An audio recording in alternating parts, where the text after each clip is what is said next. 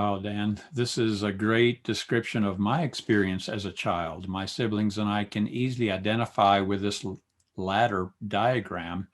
Not a one of us left home with any sense of being heard, answered, blessed, or encouraged by our dad. But you know something?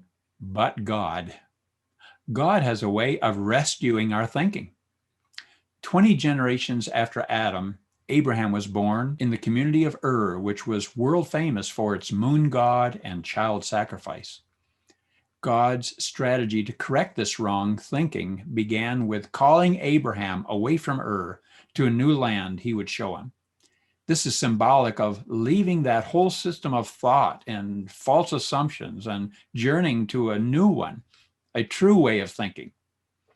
God told Abraham in a vision that his plan was to make Abraham's descendants a nation that would live by a totally different way of thinking and acting.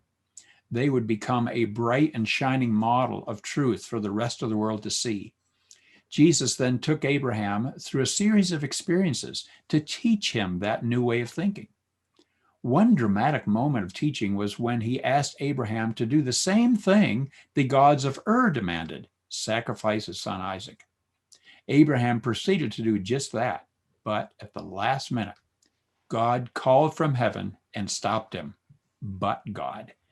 God was showing him that he was not like the gods of Ur or Canaan, that the true God of heaven does not want child sacrifice.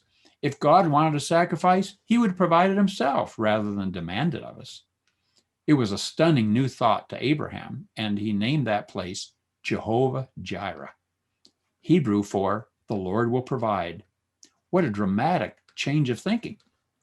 In fact, the different names of God in the Old Testament are all ways that the people were learning about the true nature of God. And 4 generations later, Abraham's family, then known as Israelites, ended up in Egypt as slaves. After 400 years of slavery, all true sense of self-identity was knocked out of Israel. But God did not give up on his plan to make Abraham's descendants a shining example. He simply called Moses to lead the Israelites out of slavery. But before the Israelites could experience that, they needed a change in their thinking.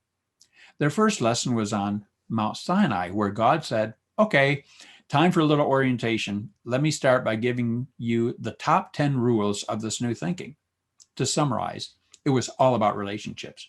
The first 4 commandments focused on the Israelites' relationship to God, and the next 6 commandments focused on their relationship with each other. The problem is, however, that people tend to forget God's thinking and adopt their own thinking. 40 years later, right before they crossed the Jordan River into the Promised Land, Moses warned them, do not do whatever is right in your own eyes. Moses said that because he knew that people forget God's ways and slip back into old thinking. Old thinking seems right to our mind, but it's wrong from God's viewpoint. This is a persistent error by Israel and by all of us to this day.